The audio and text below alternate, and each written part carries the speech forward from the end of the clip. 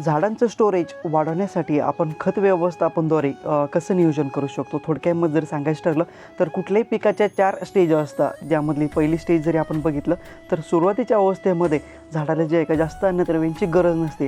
तर अशा वेळेला आपण जसं 1261 जे अन्नद्रव्य आहे, त्याचबरोबर 19-19-19 जे अन्नद्रव्य आहे ते देखील जर दिलं तर अतिशय चांगल्या प्रकारे शाकीय वाढ होण्यासाठी आपल्याला जे आहे का त्याची मदत होत असते.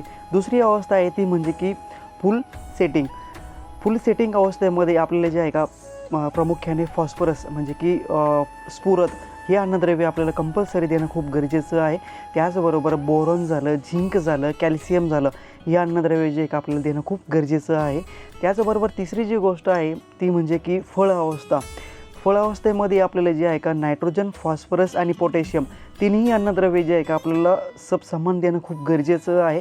त्याचबरोबर फेरस जे अन्नद्रव्य असतं ते झाडांना जर दिलं तर अतिशय चांगल्या प्रकारे झाडांमध्ये स्टोरेज वाढवण्यासाठी, फळांची साईज होण्यासाठी जे आहे का आपल्याला जे आहे का त्याची चांगल्या प्रकारे जे आहे का मदत होत असते.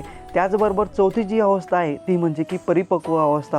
अशा वेळेला आपल्याला जे आहे का कंपल्सरी आपल्या प्लॉटमध्ये पोटॅश हे अन्नद्रव्य देणं खूप गरजेचं आहे. जसे की 0050 हे जे अन्नद्रव्य आहे, जर आपण ह्या अवस्थेमध्ये जर दिलं तर आपल्या प्लॉटमध्ये या ज्या स्टेजनुसार जे सांगितलं त्या स्टेजनुसार जर आपण अन्नद्रव्य देत गेलं तर आपल्या प्लॉटमध्ये आपल्या प्लांटचं स्टोरेज अतिशय चांगल्या प्रकारे वाढण्यासाठी, उत्पन्न वाढवण्यासाठी आपल्याला जे का त्याचा फायदा होणार आहे. अशीच नवनवीन माहिती बघण्यासाठी चॅनलला फॉलो करून घ्या.